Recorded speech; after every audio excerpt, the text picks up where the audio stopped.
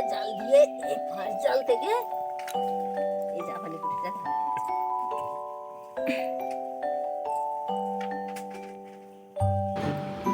নমস্কার বন্ধুরা, cooking with ভূতু চ্যানেলের একটি নতুন ভিডিওতে আপনাদের সবাইকে স্বাগত। ভিডিওর প্রথমে দেখলেন পুকুরে জাল দেওয়া ছিল, সেখান থেকে একটা জাপানি পুঁটি পড়েছে।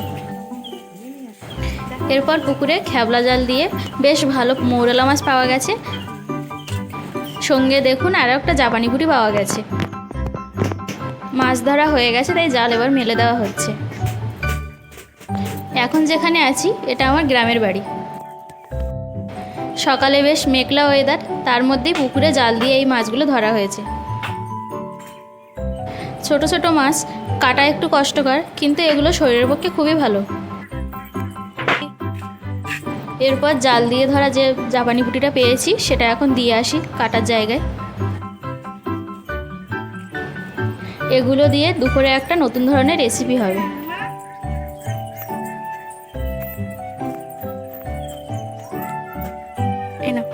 জাপানি পুঁটি কিন্তু এর থেকেও বড় বড় হয়।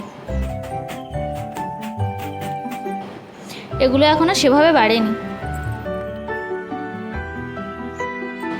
রান্নার জন্য কিছু বড় বড় কচুরমুখী নিয়ে নিলাম। এগুলো কিন্তু সবই বাড়ির ক্ষেত থেকেই তোলা।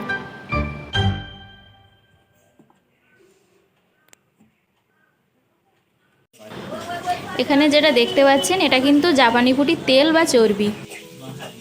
মাছগুলো ছোট হলেও কি পরিমাণে তেল হয়েছে শুধু একবার দেখুন। এরপর আমি উনানে কড়া বসিয়ে তেল গরম করতে দিলাম। রান্নাটা কিন্তু আজকে মাটির উনানেই করব। মাছগুলো কিন্তু কেটে পরিষ্কার করা হয়ে গেছে। দেখুন পুকুরের টাটকা দেশি মাছ। এদের কিন্তু আলাদা করে কোনো খাবার দিয়ে বড় করা হয়নি।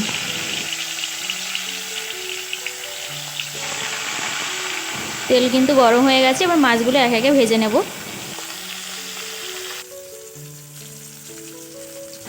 মাছগুলো বেশি ভাজবেন না, হালকা ভেজে তুলে নেবেন।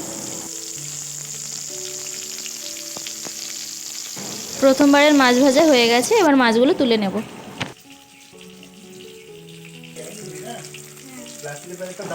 এরপরে দ্বিতীয়বারের মাছগুলো দিয়ে দিলাম।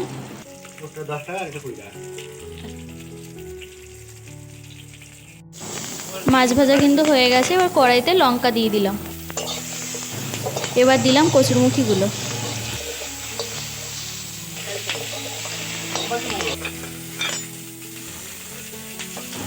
এবার এটার মধ্যে হলুদ, লবণ আর একটু জল দিয়ে এটাকে সিদ্ধ করতে দেবো।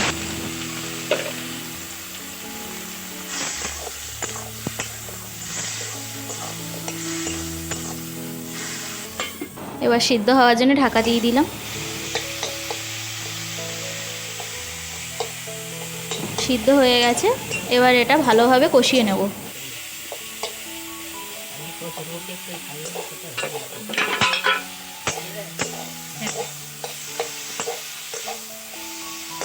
আমার কিন্তু কষানো হয়ে গেছে, এবার পরিমাণ মতো জল দিয়ে দেব।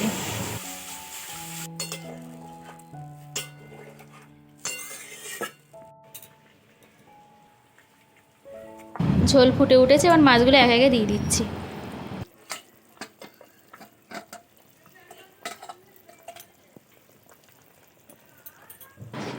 বাড়ির পুকুরের বিনা সারের মাছ কিন্তু স্বাদই আলাদা। এবার আমি দেখুন মাছের চর্বিগুলো একে একে তেলের মধ্যে দিয়ে দিলাম।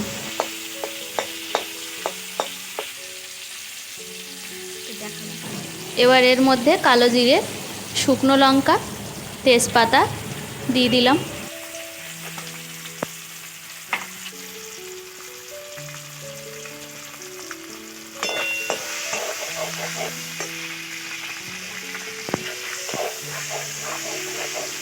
মাছের তেলগুলো দেখুন পুরোটা গলে গেছে।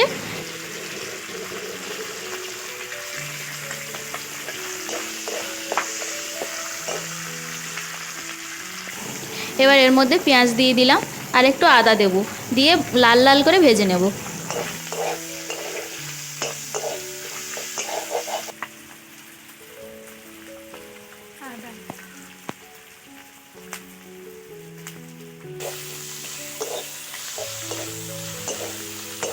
লাল লাল হয়ে এসছে। এবার আমি টমেটো দিয়ে ভালোভাবে কষিয়ে নিচ্ছি।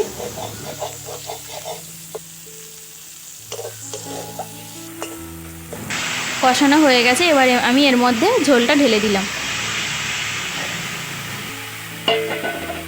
আমার মুখে ট্যান পড়ছে। তাহলে দেখতে পাচ্ছেন পুঁটি মাছের তেলগুলোই আমি মাছের ফোড়ন দেওয়ার জন্য ব্যবহার করলাম।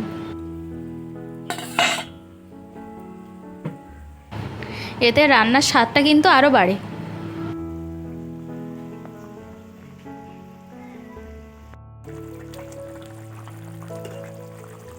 ঝোল কিন্তু ফুটে গেছে, এবার আমি একে একে মশলাগুলো দিয়ে দেবো।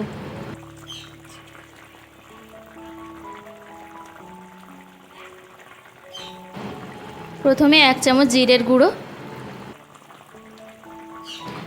তারপরে মরিচের গুঁড়ো,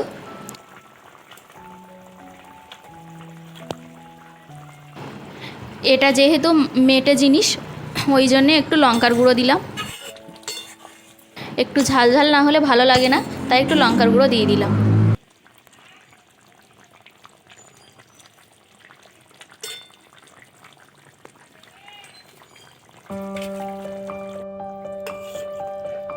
এবার ঝোলটাকে ভালোভাবে ফুটিয়ে নিচ্ছি আর দেখে নিচ্ছি সব ঠিকঠাকভাবে সিদ্ধ হয়েছে কিনা। আমার কিন্তু রান্না কমপ্লিট হয়ে গেছে, এবার আমি ঝোলটা নামিয়ে নেব। কুকিং উইথ ভুতু চ্যানেলের ভিডিওটি কেমন লাগলো অবশ্যই জানাবেন। ভিডিওটি ভালো লাগলে লাইক, কমেন্ট আর শেয়ার করে দেবেন। নতুন বন্ধুরা যারা ভিডিওটি দেখছেন, ভালো লাগলে কুকিং উইথ ভুতু চ্যানেলটি অবশ্যই সাবস্ক্রাইব করে দেবেন। নতুন নতুন রেসিপি দেখার জন্য কুকিং উইথ ভুতু চ্যানেলটি অবশ্যই সাবস্ক্রাইব করবেন। ভিডিওটি এখানেই শেষ করছি। সবাই ভালো থাকবেন, সুস্থ থাকবেন আর কুকিং উইথ ভুতু চ্যানেলে ভিডিও দেখতে থাকবেন। টাটা।